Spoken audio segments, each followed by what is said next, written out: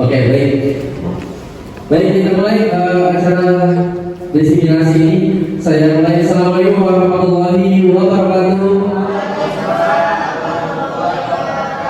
Baik, selamat siang Bapak dan Ibu. Terima kasih atas kehadirannya sudah menyempatkan waktunya untuk duduk mendengarkan kegiatan diseminasi saya selama mengikuti pendidikan guru penggerak, dan alhamdulillah sudah tercapai, sudah ada di titik modul 1.4. Perjuangan yang tidak mudah gitu ya, karena nggak banyak sih ya. Ada tugas-tugas yang membuat ilmu kita bertambah gitu ya untuk mengikuti modul 1.4 ini. Baik, mohon izin saya akan memperkenalkan diri. Saya Salmi Fernandes. Alhamdulillah saya diberi kesempatan untuk mengikuti pendidikan guru penggerak angkatan 9. Mudah-mudahan Bapak Ibu yang belum mengikuti termotivasi dengan adanya kegiatan diseminasi ini, terciptalah guru penggerak selanjutnya yang akan meneruskan sekolah kita yang akan bergerak gitu ya. Baik, mungkin mohon izin karena ini kegiatan aksi nyata dan dilihat oleh semua orang, mungkin kita saling kenal dulu dengan nama-nama Bapak dan Ibu supaya nanti yang menonton juga kenal dengan mata pelajarannya saja. Jadi nama dan mata pelajarannya saja. Tapi sebelum nanti kita masuk kegiatan ini, ada sepatah dua kata yang akan disampaikan oleh Bapak Wakil Kepala Sekolah Bidang Kesiswaan. Alhamdulillah beliau senior saya di guru angkatan 7 ya. Saya banyak belajar dari beliau, sering sharing tentang tugas-tugas yang ada selama mengikuti pendidikan guru penggerak ini. Sebelum mulai mungkin kita dengarkan sepatah dua kata untuk Bapak sebelum memulai acara ini. Kepada Bapak Sarwono saya persilakan.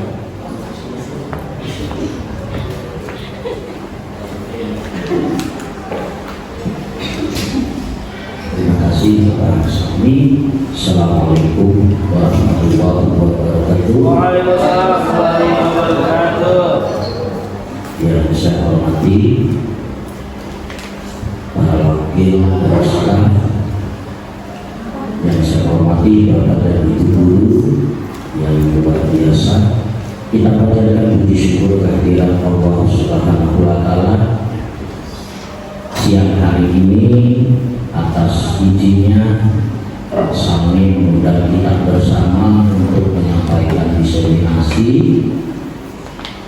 Apapun yang akan disampaikan tentu sesuatu yang penuh harapan untuk sekolah kita.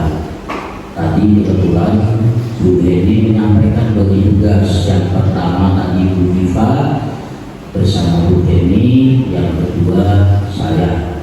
Yang kebetulan hanya kebetulan saya pernah mengikuti pendidikan guru penggerak ini. Bapak dan Ibu yang saya hormati, ini untuk angkatan 11 itu sekarang sedang dilakukan pendaftaran. Saya sendiri baru semalam membuka SIM PKB saya, ternyata ada tulisan Anda sedang dalam seleksi pengajar praktek, tetapi saya tidak lakukan karena saya ingin istirahat dulu 9 bulan di pendidikan guru penggerak. Jadi untuk beberapa bulan ini itu istirahat dulu karena ternyata di komunitas nanti untuk Pak Salmi itu banyak sekali kegiatan, termasuk kemarin sebetulnya di suku dinas. Hari ini juga saya diundang di SMR Kristen yang ada di Gunung Sahari.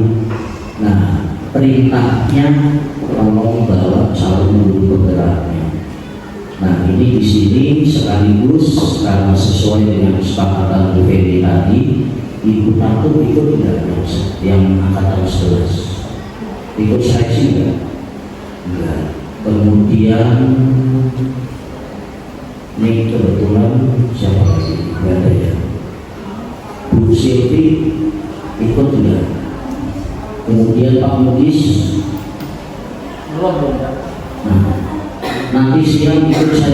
habis ke SMA Kristen.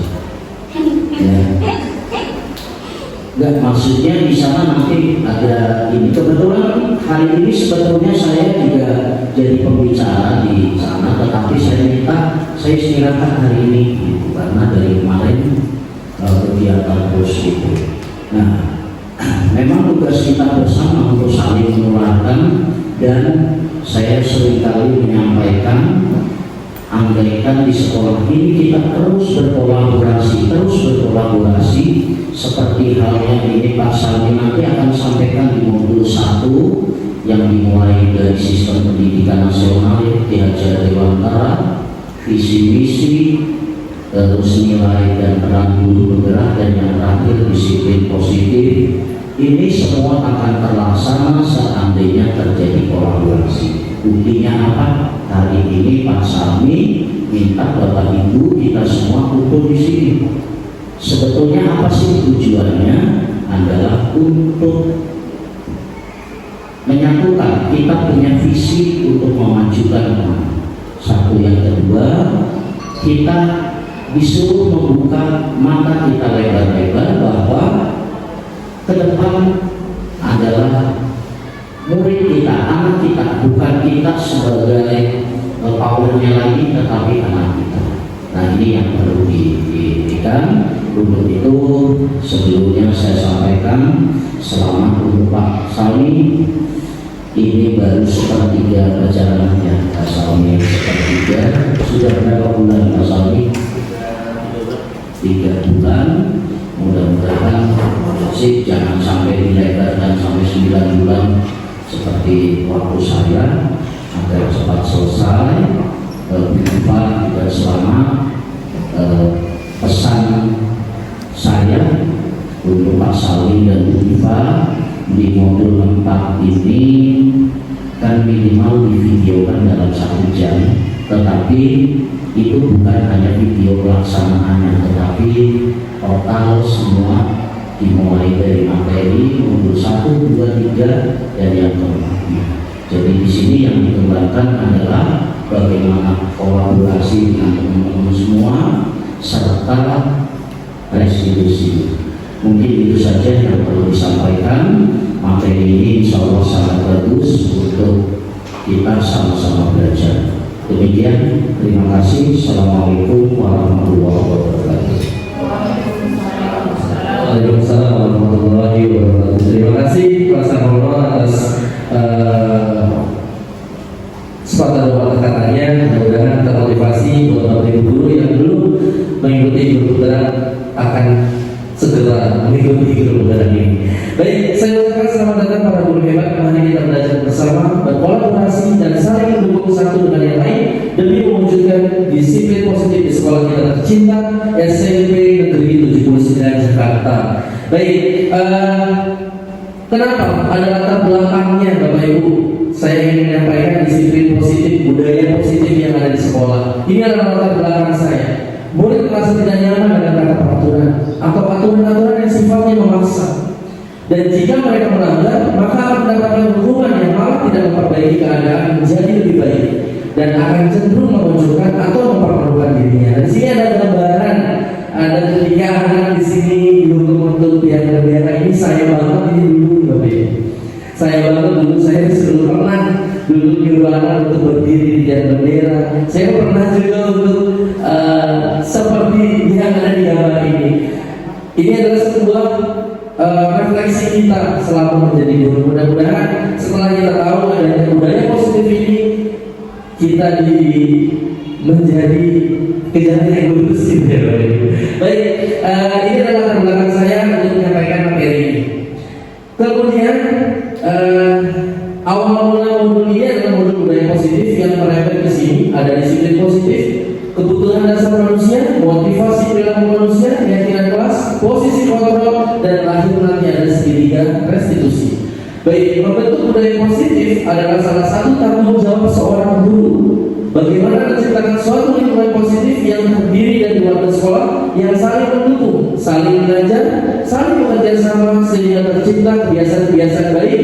Dari kebiasaan-kebiasaan baik akan tumbuh menjadi karakter-karakter baik warga sekolah. Pada akhirnya karakter-karakter dan yang positif.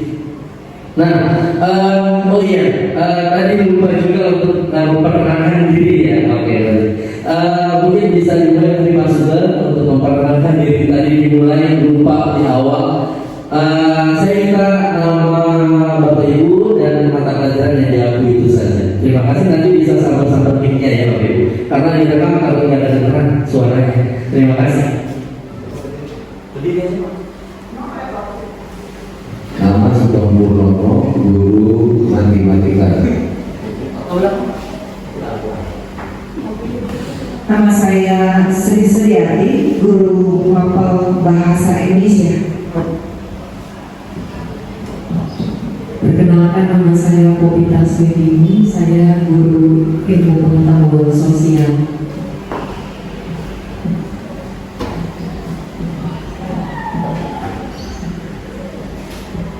Nama saya Herianto, guru IPS. Saya Sutarjo, guru IPS kelas 9.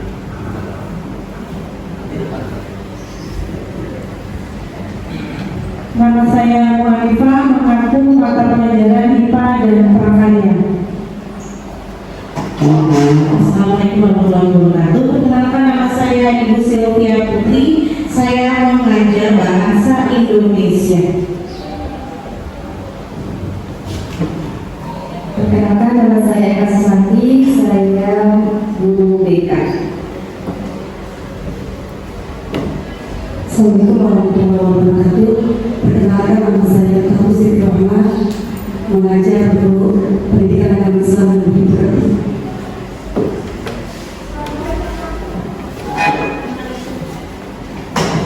Perkenalkan, nama saya Abdul Mukis, bidang studi pendidikan agama Islam dan budi pekerti. Perkenalkan, nama saya Sudiran, mengajar bidang studi IPA. Perkenalkan, nama saya Milani Dewi, saya mengajar IPA kelas 9. Nama saya Sudiryase, saya mengajar seni budaya. Sudah pesan?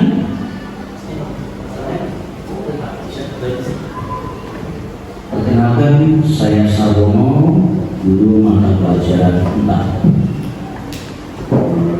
Let me introduce myself. My name is Imam Santosa. I'm an English teacher.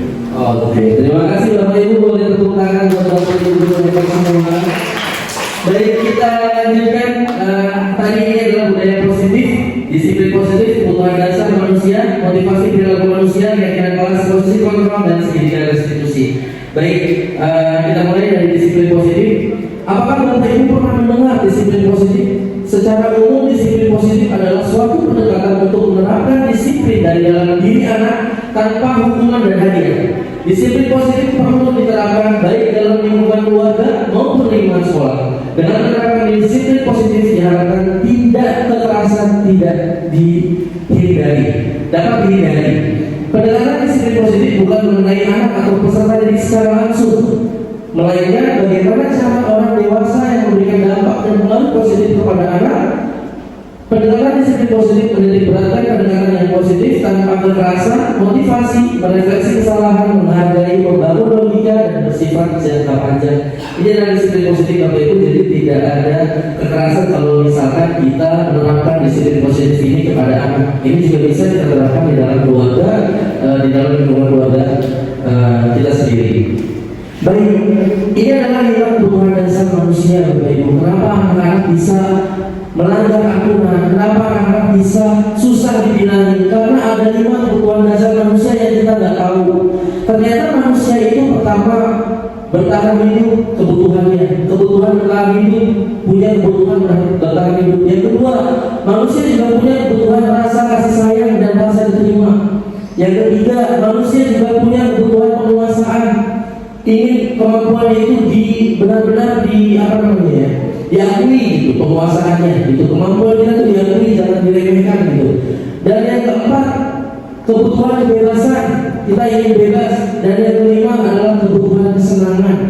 Inilah yang dibutuhkan oleh manusia. Kebutuhan bertahan hidup, kebutuhan kemampuan atas kemampuan, kebutuhan untuk diterima, kebutuhan untuk merasa senang, kebutuhan akan pilihan. Kira-kira Bapak Ibu yang lagi condong-condongnya kebutuhan mana yang kira-kira Bapak Ibu? Kalau saya kayaknya lebih ingin kebutuhan kesenangan gitu ya. Karena mungkin saya masih muda gitu ya. Boleh Bapak Ibu kira-kira kebutuhan apa yang paling menonjol, yang paling Bapak Ibu itu ada yang bisa memberikan komentar? Oh, Bu Silvi lagi membutuhkan rasa kasih sayang ya, dan rasa diterima kebutuhannya. Ada lagi Pak Bugis nih yang kebutuhan apa yang lebih mendominasi di hidup Pak Bugis Pak? Bertahan hidup. Oh, kebutuhan bertahan hidup ya, nggak cukup TKD-nya ya Pak. Oke, satu lagi deh, boleh kita Bu Sri Setiati kayaknya. Kebutuhan apa kira-kira yang lagi mendominasi di Bu Sri? Oh, berarti kebebasan. Boleh satu lagi dari guru bahasa Inggris Pak Imam, kira-kira kebutuhan apa Pak Imam lagi mendominasi di Pak Imam? Oh, kesenangan sama kayak saya berarti ya. Nah, ini adalah kebutuhan dasar manusia yang kita selama ini dalam pendidik mungkin tidak tahu ya. Kita akan melihat lagi. Nah, semua orang senantiasa berusaha untuk memenuhi kebutuhannya Bapak Ibu dengan berbagai cara. Bila mereka tidak bisa mendapatkan kebutuhannya dengan cara yang positif, nah ini di sini mereka bisa melanggar peraturan atau melakukan hal-hal yang tidak sesuai dengan nilai-nilai yang dibagikannya itu. Contoh, ini ada anak putra seorang guru, saya nama putra, anak saya orang ada yang namanya putra pesisiran, Bapak Ibu. Nah, putra seorang murid yang tidak begitu berhasil secara akademik, mungkin kebutuhannya akan penguasaan tidak terpenuhi di sekolah. Oleh karena itu, mungkin dia akan mencoba untuk memenuhi kebutuhannya akan penguasaan dengan mencoba mengatur orang lain di lapangan bermain atau bahkan menyakiti mereka secara fisik karena dia tidak diakui kemampuannya di sekolah. Jadi dia mencoba memenuhi kebutuhan itu di luar lingkungannya. Atau ada juga kasus yang kedua, si putri seorang murid yang tidak merasa diterima oleh teman-temannya. Kebutuhan akan kasih sayang dan merasa diterima tidak terpenuhi. Oleh karena itu dia mungkin memiliki satu teman dan memisahkan diri dari teman-teman yang lain. Ini adalah kebutuhan yang kita mungkin mengabaikan dari kebutuhan dasar manusia ini. Baik, kita lanjut lagi. Baik, nah di sini ada kasus nih Bapak Ibu. Dinda, seorang anak kelas 3 SD, begitu tiba di rumah sepulang dari sekolah, dia menangis dan mengadu pada ibunya bahwa dia benci pada ibu dan ibunya. Kenapa? Karena menurut si Dinda ini mungkin Bu Rani ini sesuatu guru yang menyebalkan bagi dia gitu. Menurut Anda kebutuhan apa yang berusaha dipenuhi oleh Dinda? Jika jawabannya seperti ini, baik, ini ada keluhan Dinda. Ini keluhan Dinda. Kira-kira Bapak Ibu ada yang bisa bantu saya? Ibu guru bilang, aku tidak boleh bersenandung saat belajar, katanya kelas harus tenang, tidak ada suara, kan gak seru jadinya. Kira-kira kebutuhan apa yang lagi Dinda butuhkan dulu? Kesenangan atau kebebasan? Iya, kesenangan Bapak Ibu. Dia pengen menciptakan kesenangan dari lagunya tadi. Baik, ada lagi kasus yang kedua. Aku sebel, gambarku tidak rapi, malah ibu guru nunjukin ke teman-temanku di depan kelas. Kira-kira kebutuhan apa yang Dinda butuhkan di Bapak Ibu? Apa? Penguasaan, iya betul ya. Penguasaannya itu oke, baik, kita lanjut lagi di kasus yang ketiga terakhir. Ibu guru tidak menyapa aku hari ini, padahal aku pakai jemputan rambut yang baru. Kira-kira kebutuhan apa nih kira-kira? Cinta dan kasih sayang. Dia pengen ditegur Bapak Ibu. Dia pengen dilihat ada yang berbeda dari penampilannya gitu ya Bapak Ibu. Baik, kita lanjut lagi. Nah, ini sekarang dalam motivasi perilaku manusia. Tadi kita belajar kebutuhan, sekarang motivasi.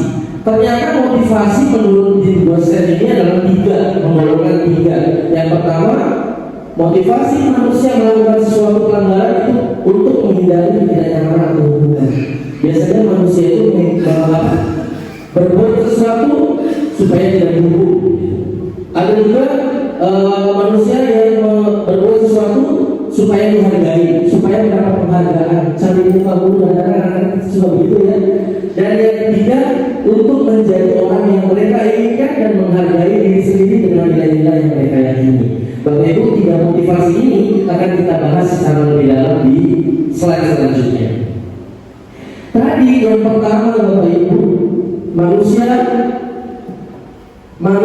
berbuat untuk menghindari kehukuman satu tingkat yang di atas. Motivasi ini merupakan tingkat terendah dan motivasi perilaku manusia. Biasanya orang yang motivasi perilakunya untuk menghindari hukuman akan berkata, apa yang akan terjadi kalau saya tidak melakukannya? Jadi dia berdasarkan supaya tidak dihukum gitu. Ya.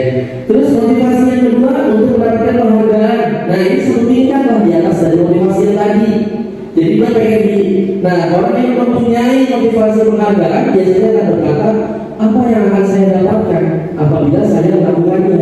Gitu. Jadi beda motivasinya begitu. Jadi yang satu untuk menghindari hukuman dan yang satu lagi untuk mendapatkan penghargaan, gitu ya. Nah ini semua motivasi ini bersifat dari luar eksternal namanya. Nah yang paling kita butuhkan, yang harus ada di dalam anak adalah bersifat internal. Apa? Untuk menjadi orang yang mereka inginkan dengan menghargai nilai-nilai yang dia yakini sendiri, gitu. Orang dengan motivasi ini akan bertanya, akan menjadi orang yang seperti apa kalau saya melakukannya. Nah, mereka melakukan sesuatu karena nilai-nilai yang mereka yakini dan hargai. Itu yang ingin kita terapkan ke anak-anak. Harus mereka tahu itu bahwa sesuatu yang dia lakukan ada nilai-nilainya. Jadi jangan sesuatu makanya itu untuk nanti arah-arahnya ke arah hukuman dan penghargaan nanti jadinya. Baik, kita lanjut lagi. Ya, inilah agar kita punya murid yang mempunyai motivasi internal, tidak mengharapkan penghargaan, tidak takut untuk dihukum, ya.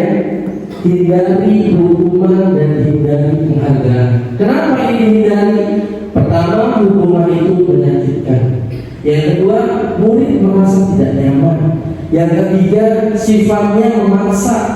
Yang keempat, biasanya kalau ada hukuman karena kekejaman, murid suka berbohong dan membuat anak menjadi tidak percaya diri. Kenapa juga penghargaan tidak dihindari, harus dihindari, ya? Pertama, penghargaan merusak hubungan. Misalnya ada adik kakak gitu ya, yang satu kakaknya dibandingin dulu gitu karena prestasinya sementara adiknya tidak gitu ya. Kemudian yang kedua adalah bisa mematikan kreativitas. Biasanya karena keangkuhannya dia udah nggak mau lagi gitu ya. Kadang-kadang udah merasa dia sudah mencapai titik yang tertinggi gitu ya, sehingga mengabaikan dan suka meremehkan gitu. Yang ketiga, sombong, terlalu percaya diri dan membeda-bedakan. Nah ini kan bisa juga nanti yang pertama membuli karena dia merasa dirinya hebat gitu, sehingga dia bisa menjelekan anak yang lain. Baik, dari motivasi ini, nah motivasi internal ini percaya dengan nilai-nilai kebajikan, Bapak Ibu. Sehingga gimana caranya supaya anak-anak bisa percaya dengan nilai-nilai kebajikan? Terapkan keyakinan kelas. Sebenarnya ini obatnya disiplin positif. Terapkan keyakinan kelas dan sadari anak-anak bahwa di dalam keyakinan kelas ada nilai-nilai kebajikan yang harus anak-anak ketahui. Baik, kita lanjut lagi. Nah ini adalah keyakinan kelas. Keyakinan kelas merupakan sebuah nilai-nilai kebajikan universal yang telah disepakati secara tersirat dan tersurat. Kemudian intinya aja ya Bapak Ibu, intinya adalah keyakinan kelas dibuat secara bersama-sama dengan seluruh siswa, tapi tidak melanggar tata tertib sekolah. Ya, jadi keyakinan kelas ini dibuat boleh bersama-sama, tapi tahu rules dari sekolah, gitu ya. Yang mempunyai nilai-nilai kebajikan dan dapat dipercaya. Keyakinan kelas merupakan salah satu disiplin positif yang dapat untuk diterapkan dalam membangun budaya positif di lingkungan sekolah. Mungkin Bapak Ibu yang wali kelas ya bisa mencoba untuk menerapkan keyakinan kelas. Alhamdulillah saya sudah mencoba. Nanti akan saya jelaskan bagaimana cara menerapkan keyakinan kelas di kelas kita sendiri supaya terciptalah keyakinan kelas yang tidak memaksa aturan sesuai dengan kesepakatan kelas dan tidak melanggar juga peraturan sekolah, gitu ya. Baik, nah di sini kenapa ada pilihan kelas? Kenapa ada peraturan yang meminta kita menggunakan helm? Ya, ini ada peraturan di Bapak Ibu. Kenapa kita harus menggunakan helm? Kenapa juga kita diminta untuk menggunakan masker? Anak-anak jangan disuruh jangan atau nggak boleh jangan, tapi tanamkan bahwa di dalam menggunakan helm ada nilai keselamatan. Kadang-kadang kita nggak memberitahu itu, gitu. Kadang-kadang kita hanya bisa melarang, tapi kita tidak memberitahu bahwa larangan itu ada nilai di dalamnya.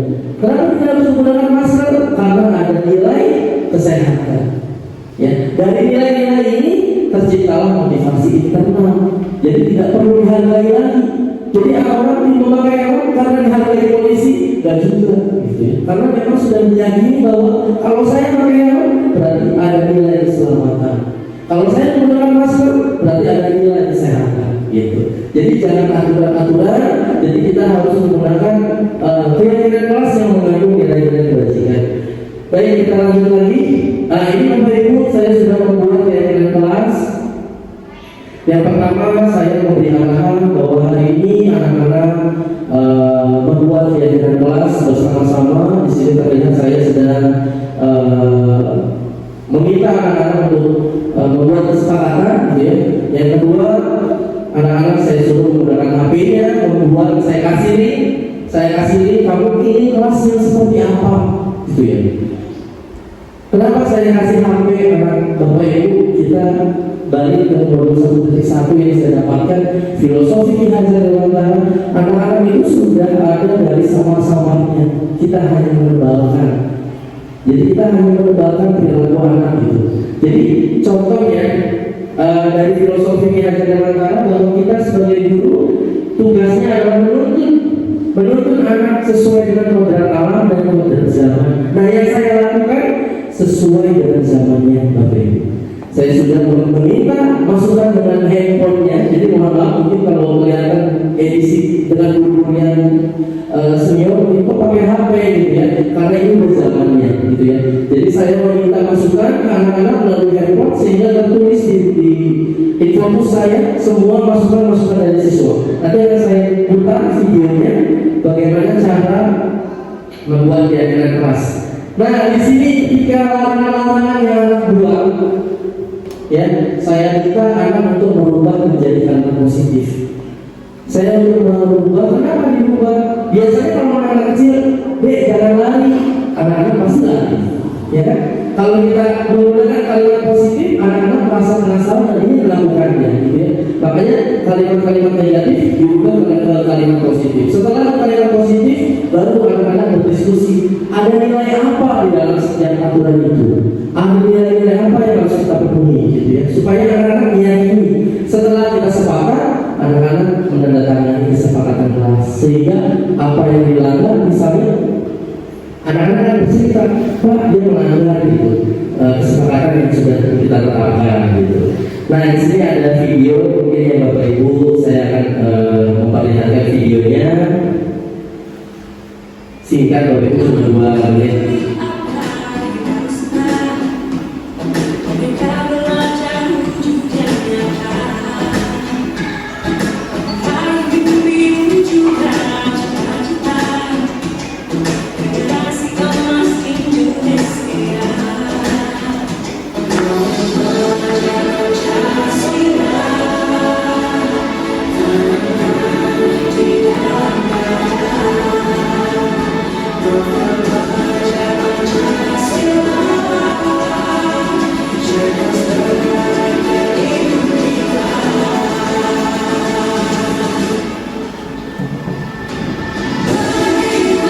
Ini mereka sudah menuliskan pengen kelasnya seperti apa gitu ya. Nah, inilah masukan-masukan dari dia akan muncul. Ini adalah pertanda bahwa semua murid berkontribusi. Lalu dia diminta untuk merubah kalimat yang negatif karena ada tidak dan sembarangan. Nah, ini diubah secara bersama-sama menjadi kalimat positif. Jangan buang sampah di kelas. Lalu dia bilang buang sampah di tempatnya.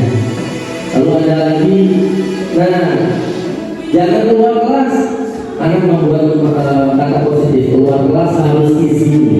Jadi ini menjadi suatu positif. Nah ini adalah referensi dari anak.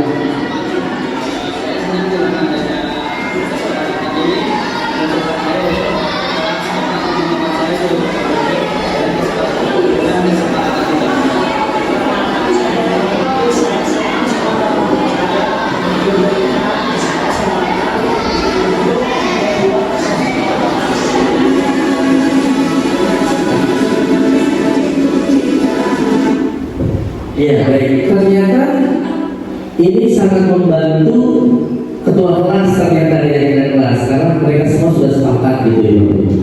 Baik, kemudian kita masuk ke posisi kontrol. Di sini ada banyak nih guru-guru kita di sini.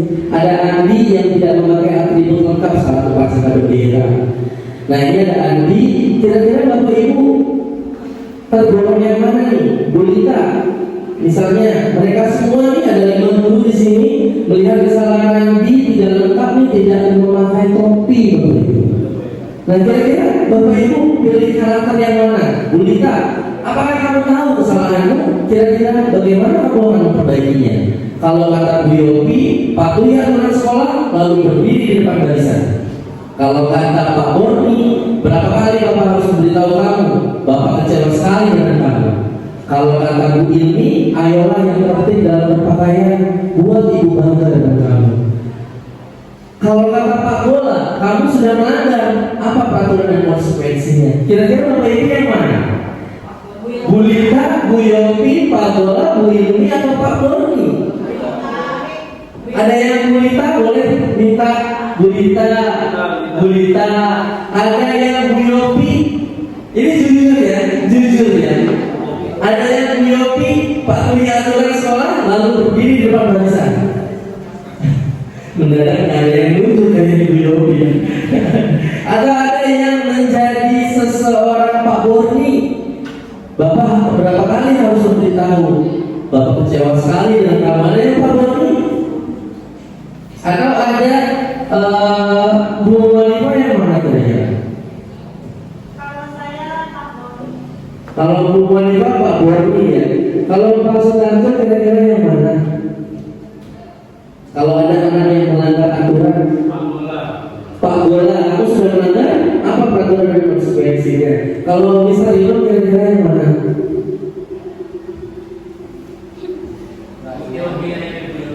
Bu Ilmi, ayo yang tertib dalam berpakaian buat ibu bangga dengan kamu. Bu Pompi kira-kira yang mana? Bu Yopi kira-kira yang mana Bu Pompi?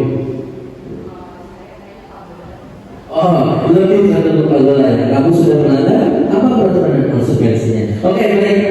Ternyata ada 5 posisi kontrol menjadi seorang guru. Kadang-kadang kontrol kita ada sebagai guru yang menghukum, ada guru yang membuat merasa bersalah. Kita nasihati anak itu sampai benar-benar dia merasa bersalah dan menangis, gitu ya.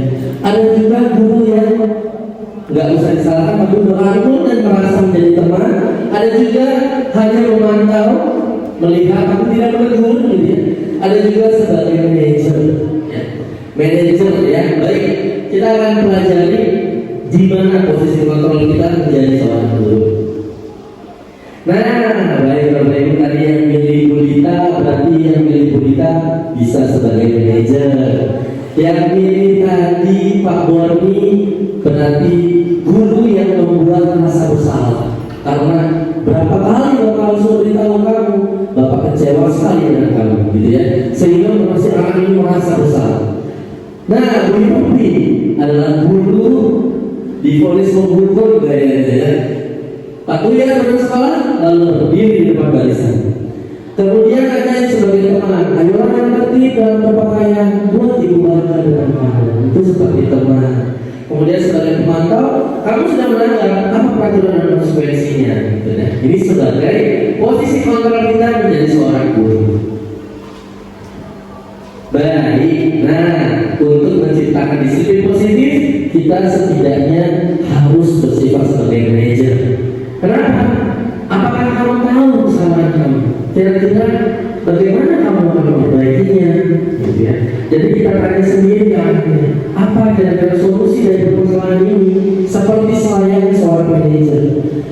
Kenapa ini yang saya tampilkan Bapak Ibu? Ternyata ini akan tercipta disiplin positif sesuai dengan filosofi Ki Hajar Dewantara bahwa tugas kita menuntut bukan memaksa.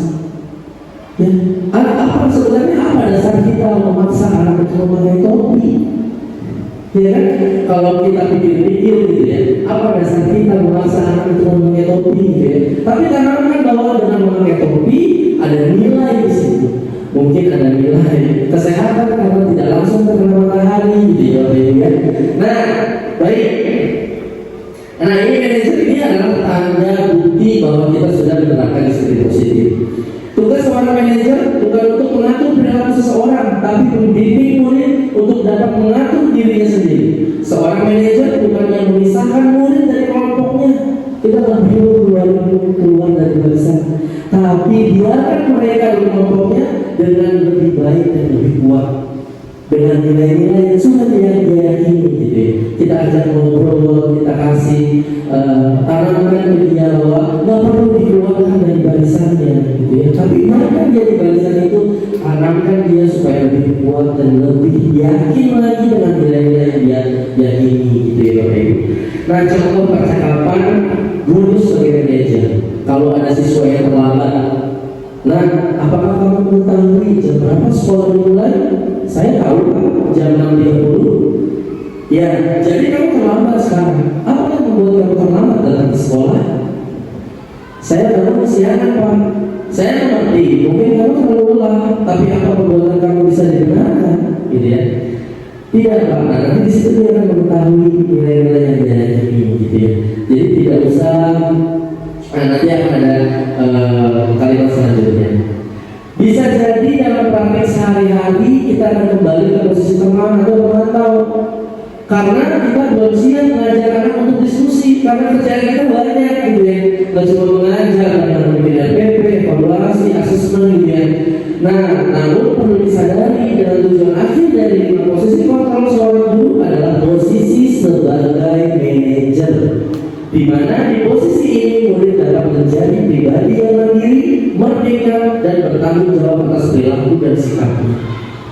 Pada posisi manajer, seorang guru atau orang tua sebaiknya tulus, tidak perlu marah, tidak perlu meninggikan suara, apalagi menunjuk-nunjuk jari murid sambil berkaca pinggang gitu ya. Baik. Nah, ini adalah materi yang terakhir, segitiga restitusi Bapak Ibu. Ini adalah langkah penerapan kita dalam mengatasi anak-anak yang melanggar keyakinan kelas.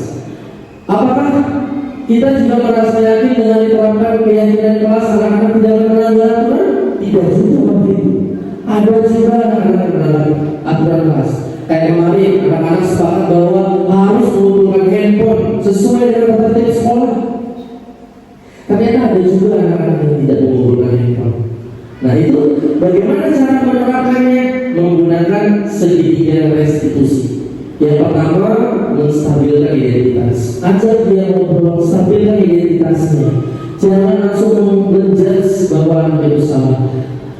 Biasanya kalau tahapan menstabilkan identitas, dia akan berkata setiap orang pasti pernah melakukan kesalahan gitu ya. Dengan adanya lembut gitu ya, anak juga akan bercerita gitu ya.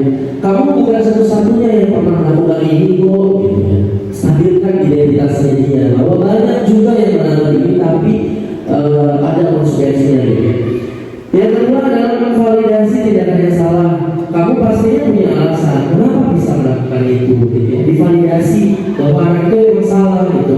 Dan yang ketiga, tanyakan keyakinan apa yang akan kamu lakukan untuk memperbaikinya. Itu biasanya seperti itu. Baik.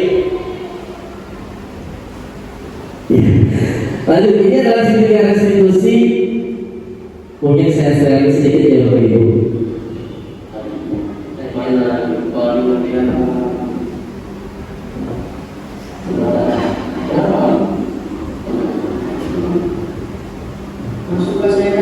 Gak bisa dari awal. Baik, saya ini cerita aja deh ya. Cerita ini saya pokoknya kemarin itu Aldi, beliau kenal ya Aldi ya. Aldi ini tidak ada masalah dengan saya sebenarnya, tapi ketika di upacara dipanggil sama Pak Sarono karena Aldi ini tidak menghadiri acara maulid, gitu ya. Nah, itu kan suatu melanggar tata tertib sekolah yang tidak mengikuti kegiatan sekolah. Yang akhirnya saya panggil, kebetulan itu juga ada tugas saya sebagai guru juga.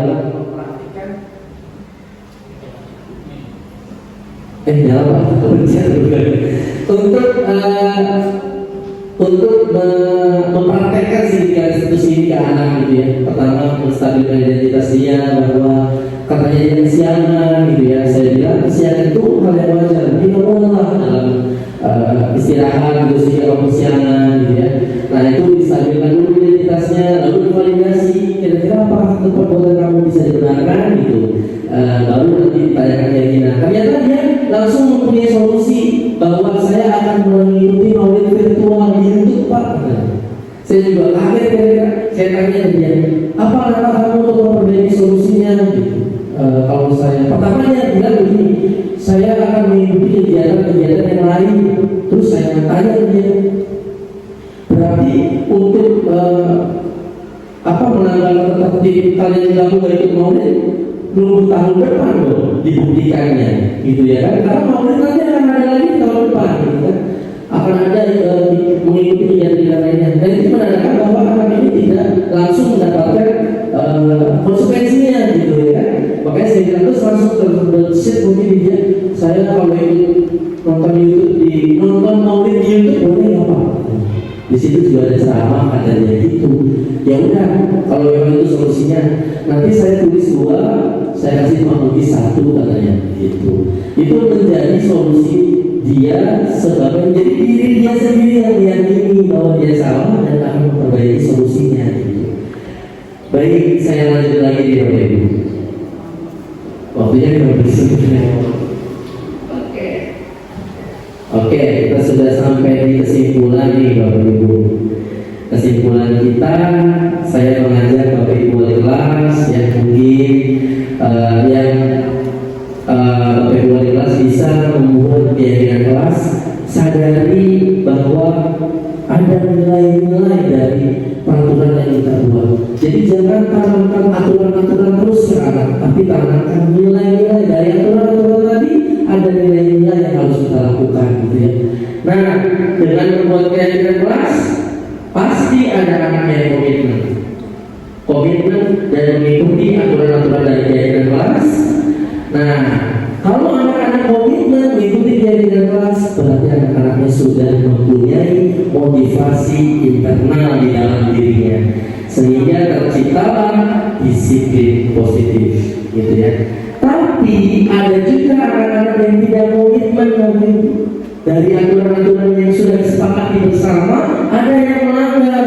Nah, yang melanggar itu solusinya adalah segitiga restitusi, ada bicara, gitu ya, sehingga tetap menghasilkan disiplin positif. Jadi yang melanggar sama yang tidak, tetap ujungnya adalah disiplin positif.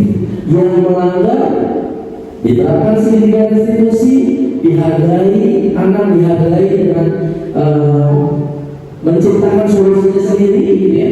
Tapi anak yang sudah komitmen berarti dia tidak perlu dihargai, tidak takut juga dengan hukuman, sehingga tercipta motivasi internal di dalam dirinya, gitu. Baik, Bapak dan Ibu, setelah paparan dari saya mungkin akan menuntut kesimpulan dari pantun Bapak Ibu. Sedikit pantun ya. Bajulan banyak motif, belinya di kota Medan. Jika Bapak Ibu lakukan disiplin positif, pastilah tidak ada lagi tindak kekerasan. Ya, tepuk tangan oleh Bapak Ibu. Ya, pantun yang kedua, hari raya membuat semua bahagia. Minta maaf kepada orang-orang. Ada 5 kebutuhan dasar manusia. Salah satunya kebutuhan kasih sayang. Kebutuhan Bapak Ibu. Iya, kita semua butuh kasih sayang. Makanya pulang di rumah cepat-cepat. Oke, ada lagi. Jawa Tengah ada kota Tegal. Jakarta punya Kemayoran. Agar murid punya motivasi internal, hindari hukuman dan penghargaan. Bapak Ibu, terima kasih.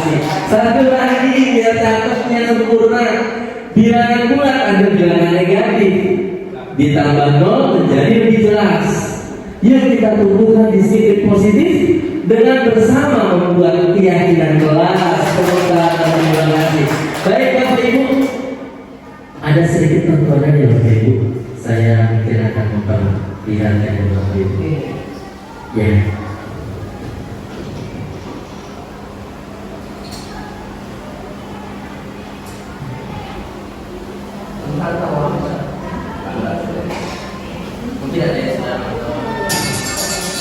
Ibu sudah pernah bilang Pak sama kalian semua, kalau ibu sengaja mengambil yang pertama untuk mata pelajarannya ibu, untuk melatih kalian disiplin. Kalian tahu kan peraturannya ibu? Kalau ibu tidak akan mulai pelajaran kalau masih ada yang terlambat. Kalian punya apa? Hah? Jadi ibu benar kan? Kenapa kerjanya terlambat?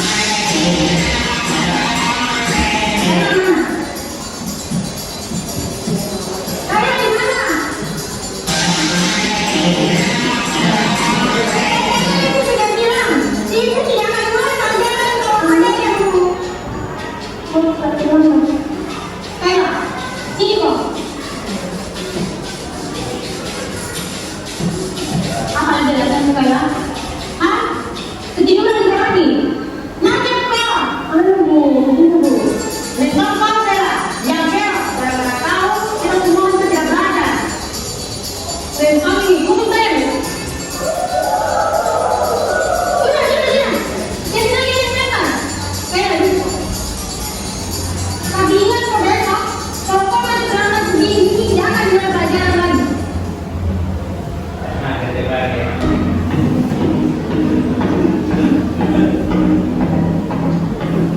Selamat pagi anak-anak.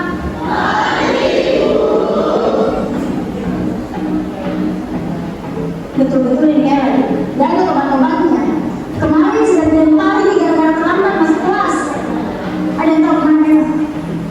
Kemana itu? Oh, terlambat. Nggak usah banyak alasannya. Berdiri korban. Sepanjang pelajarannya ibu hari ini, kok berdiri terus bentar? Udah ya, terlambat sih.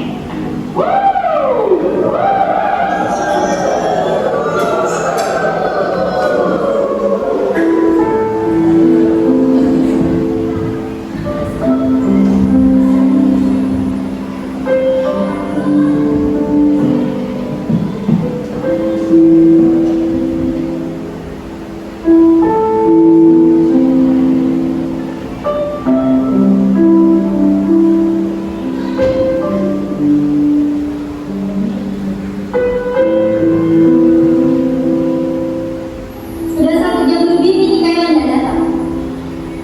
Kira-kira ada yang tahu kemana Kaila? Mungkin hari ini tidak masuk ibu, karena apa dikasih surat orang tuanya.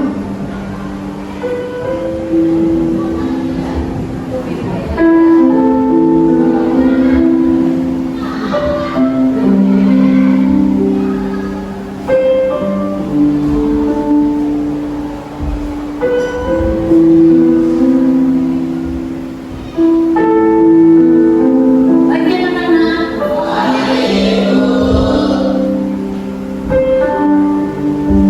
Masuk kok Kaila. Dan ulang minggu lagi. Kaila ke depanku. Betul. Berdiri kok. Hari ini sudah terlambat pada jalan sempat berhubung. Kok tidak masuk kok kemana? Sekarang jelaskan kok kepada kita semua di sini, kenapa kok selalu terlambat dari malam kemarin kok tidak masuk? Kaila, jelaskan kok. Bicara kok. Kaila. Maafkan tak teman-teman. Gara-gara saya, kalian semua tak belajar. Hari pertama, saya terlambat karena mamaku belum datang.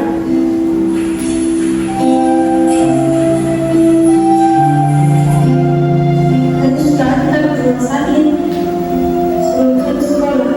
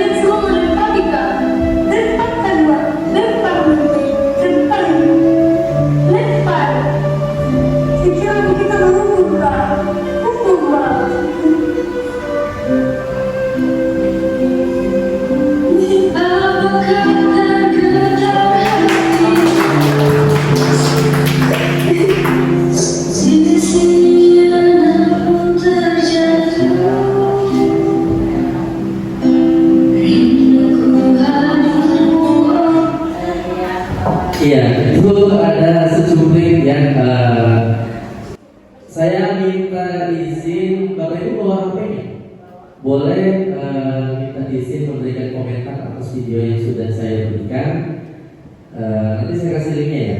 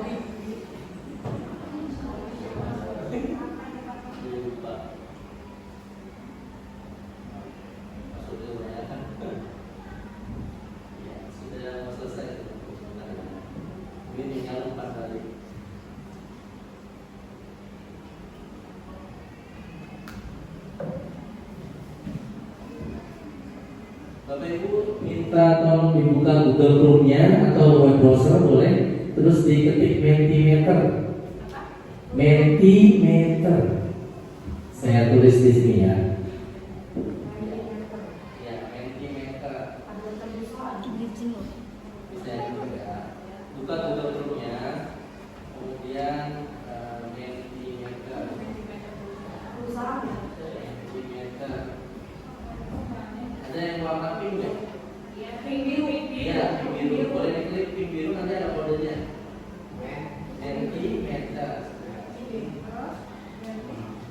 Mentimeter, bukan meter ya. Mentimeter. Iya. Mentimeter.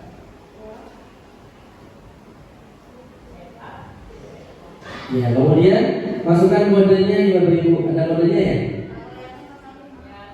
3537 kodenya. Mentimeter nanti masukin kode doang. 3537 5391. Iya, baik.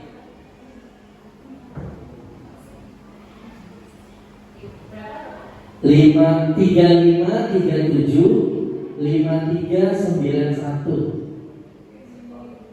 3537 5391. Sudah muncul Bapak Ibu memberikan komentar? Ya, boleh Bapak Ibu memberikan komentar atas video yang sudah disaksikan tadi jika dikaitkan dengan materi yang sudah saya sampaikan. Kira-kira boleh diberikan komentar, bebas ya Bapak Ibu. Ya, 3537 5391 kodenya. 3537 5391.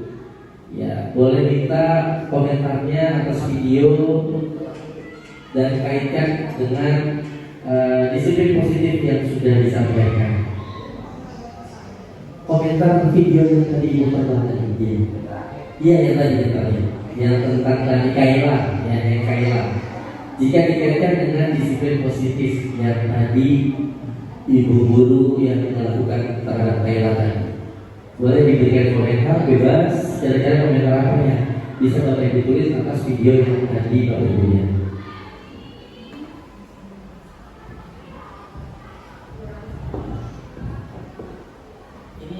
Ini bebas ya, kami tidak ada namanya. Jadi Bapak Ibu tulis kemudian enter saja. Gak usah tulis nama Bapak Ibu. Jadi nanti kita bisa sama-sama diskusi mungkin dari video yang sudah kita lihat bersama gitu ya.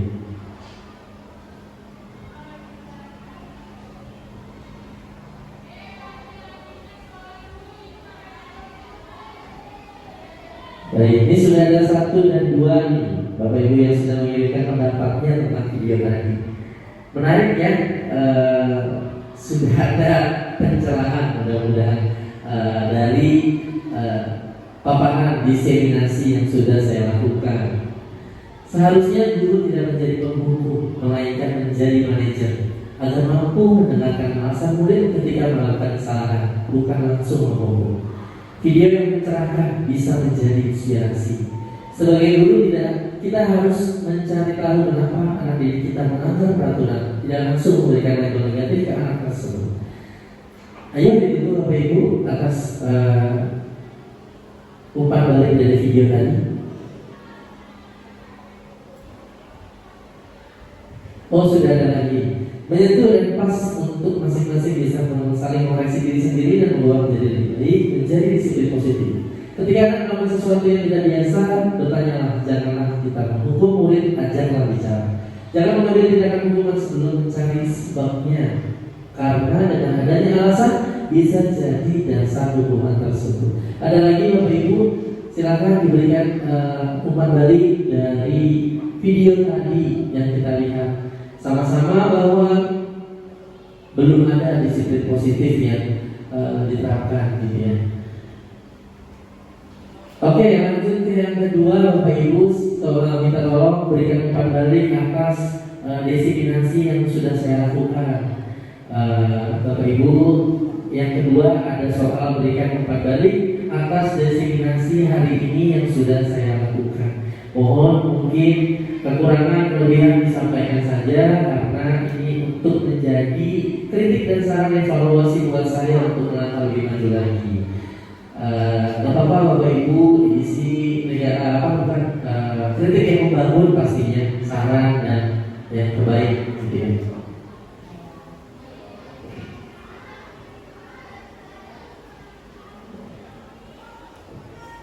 Di pertanyaan selanjutnya ada kan ya Bapak Ibu?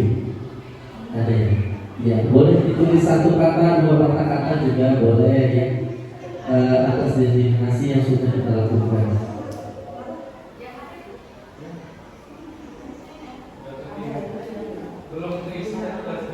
Udah, ini Pak, masuk Pak. Oh yang itu, yang video, yang designasi ya. Yang pertanyaan kedua kan ada ya, designasi. Dia akan pertanyaan selanjutnya ada lagi. Boleh.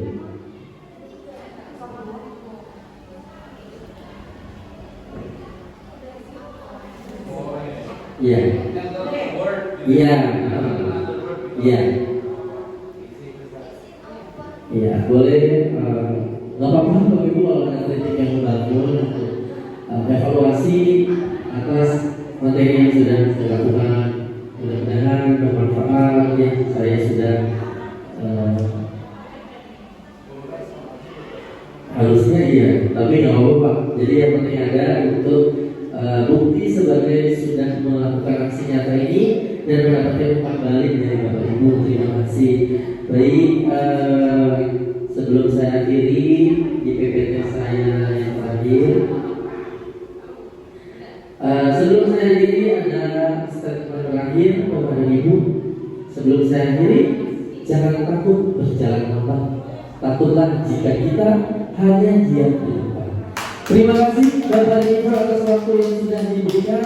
Semoga mudah-mudahan ini bermanfaat ya buat Bapak dan Ibu guru atas paparan saya sebagai aksi nyata tugas pendidikan guru penggerak saya, dan harapan saya mudah-mudahan dan next guru penggerak berikutnya akan 11, 12, 13 dan berikutnya Bu Popi, Bu Silvi dan Bu Eka, Bu Tatu, Bu Ranti semuanya ya, supaya bisa bersama-sama menggerakkan SMP Negeri 79 akan menjadi sekolah yang lebih maju lagi. Terima kasih buat kita semua. Saya akhiri, assalamualaikum warahmatullahi wabarakatuh. Terima kasih Bapak dan Ibu atas kehadirannya.